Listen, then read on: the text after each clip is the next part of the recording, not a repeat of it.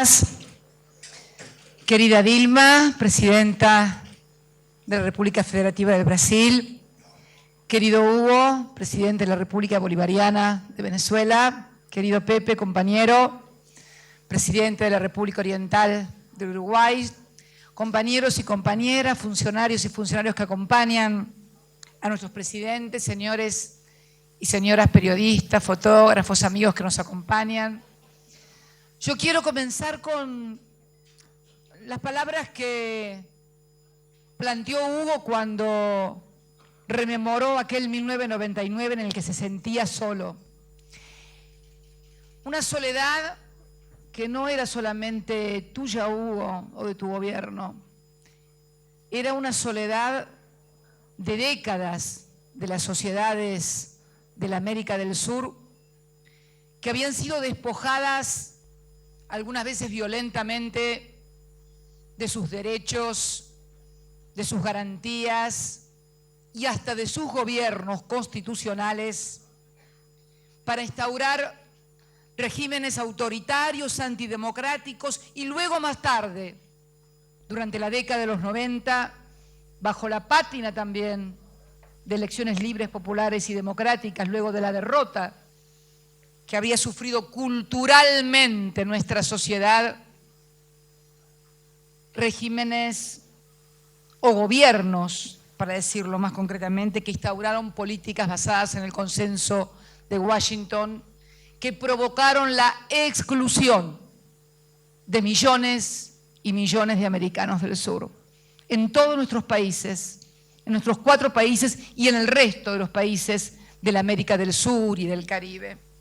Por eso tu soledad no era una soledad ni personal ni gubernamental, era una soledad política y cultural de nuestra región de la América del Sur. No sé si serían los 100 años de Gabo García Márquez, pero fueron por lo menos décadas de soledad luego de los derrocamientos de gobiernos populares, como el de Perón en la Argentina, el de Getúlio Vargas aquí en Brasil.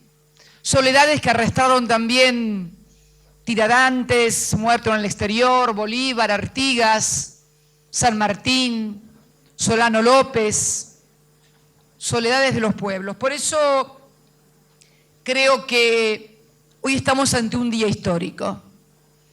El ingreso de la República Bolivariana de Venezuela al Mercosur, a este Mercosur denostado, en el que en muchas de nuestras sociedades se descreían y apostaban a su fracaso.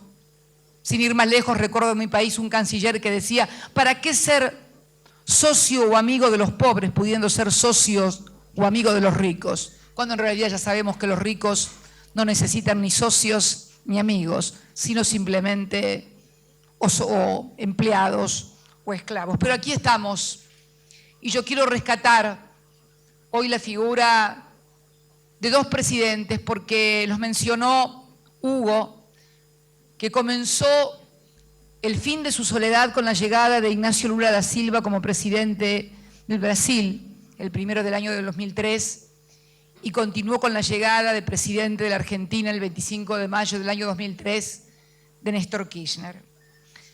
Y sí, comenzaron a acabarse las soledades y empezaron el surgimiento de los proyectos nacionales, populares y democráticos. Dilma nos habló de que hoy este espacio del Mercosur, que concita a Brasil, a Venezuela, a Uruguay, a Paraguay y a la Argentina, constituye, después de Estados Unidos, China, Alemania y Japón, la 5ª economía del mundo. Es una muy buena noticia, es la verdad, pero también nos exige crear más temprano que tarde los instrumentos y las instituciones que tornen indestructible e indivisible este nuevo polo de poder, porque en definitiva Cuando estamos hablando de economía y de un lugar en la economía, estamos hablando también en términos no solamente de política económica, sino de política a secas. ¿Y qué es la política a secas sino la lucha por el poder? ¿Cuál es lo que nos diferencia? En definitiva, en estos días estaba leyendo, no sé si ustedes habrán leído, seguramente que sí, sus agencias le habrán transmitido que ha retornado nuevamente desde la Europa en crisis la idea de poner un precio tope a los commodities, a nuestros commodities que luego de lo que mencionara Pepe, que es en definitiva la reconfirmación o reconformación de las relaciones de intercambio comercial que sobrevinieron luego de la aparición de los gigantes del sudeste asiático, ha resultado favorable este intercambio comercial. Como si el problema ahora fuera del precio de los commodities o que nosotros pusiéramos en peligro la seguridad alimentaria. Desde acá, desde la América del Sur, desde la autoridad que nos da a Brasil, a Argentina, a Uruguay, y a Paraguay, de ser los mayores productores alimentarios, les decimos que se queden tranquilos, que vamos a proveer a la seguridad alimentaria. Porque el mundo no está así por la soja, ni por el trigo, ni por el maíz. El mundo está así por la inseguridad financiera que generaron ellos en los países desarrollados, con bonos basura, con derivados financieros. Primero le quisieron echar la culpa a los pobres con la tasa de la subprime, que era que la crisis era porque los pobres no habían podido pagar las hipotecas. Esta era la crisis. Cada vez se va desnudando más a flor de piel que la crisis ha sido originada en los grandes centros financieros, en los paraísos fiscales, más de 80 paraísos fiscales, en donde están más de 400 billones de dólares. Se entiende la cifra, ¿no?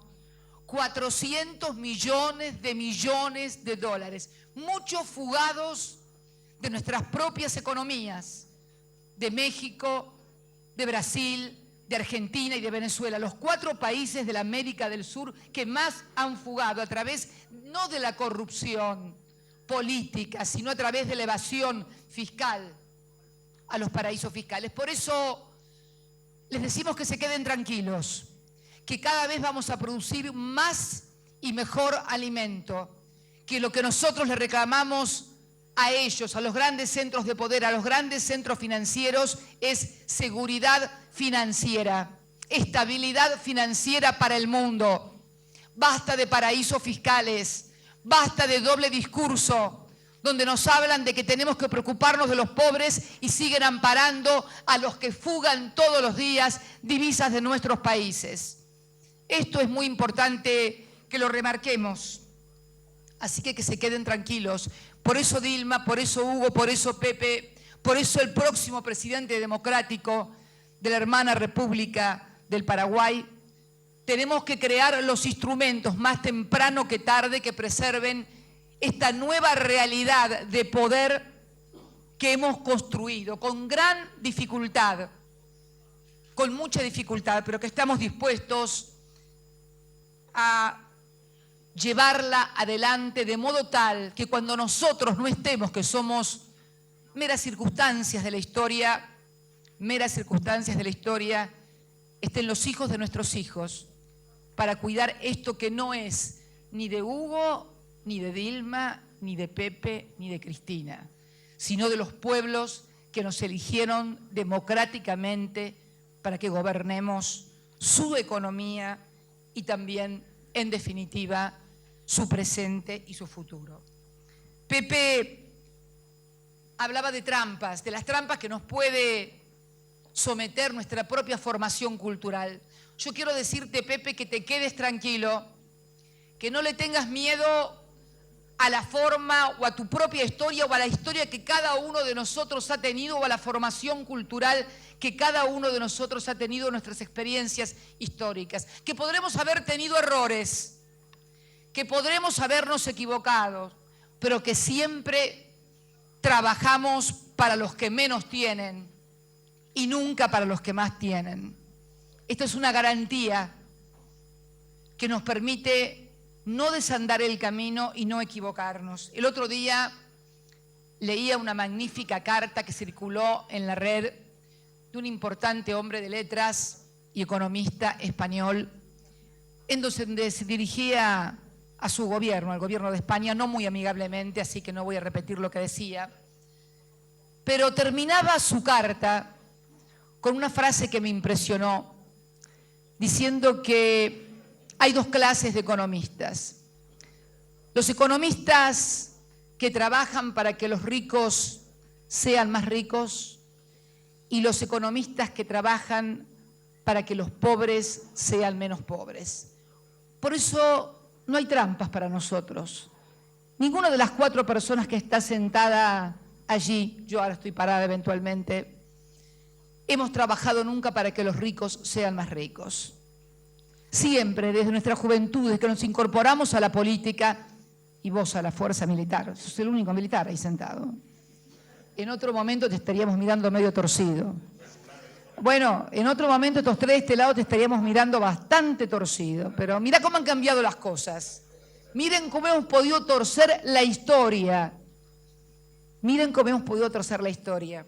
Lo cierto es que no hay que tenerle miedo porque podemos cometer errores, obviamente nos equivocamos a diario, pero nunca nos vamos a equivocar de modo tal que tomemos decisiones o ejecutemos políticas que a sabiendas perjudiquen los intereses populares, porque tenemos una historia y una experiencia de vida consagrada precisamente a luchar por lo que vos decías, Pepe, lograr que esta, nuestra tierra, la América del Sur, uno de los lugares más ricos del mundo, pero también, como lo señalabas, el más desigual, el más inequitativo en la distribución de la riqueza, sea cada vez más justo, más igualitario y más equitativo. La incorporación de Venezuela, para finalizar, cierra definitivamente la ecuación de lo que va a ser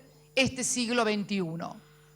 Energía, minerales, alimentos, ciencia y tecnología. De las 4 tenemos quienes estamos sentados aquí. De nuestra inteligencia y de la inteligencia de nuestras sociedades, porque esta es una gran batalla cultural. No crean que es una batalla de ideas políticas o económicas, es una gran batalla cultural, porque durante mucho tiempo nuestras sociedades, inclusive nuestros hombres de empresa, fueron sometidos al bombardeo de que otros eran los paradigmas y otros eran los modelos. Nuestro gran desafío, además de la construcción cotidiana de instrumentos y de políticas, es seguir dando todos los días profundamente esa batalla cultural.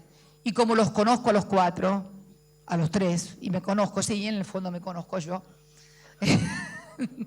la vamos a seguir dando, no en términos individuales. No estoy hablando en términos de Dilma, Pepe, Hugo o Cristina. No nacimos ninguno los 4 de un repollo.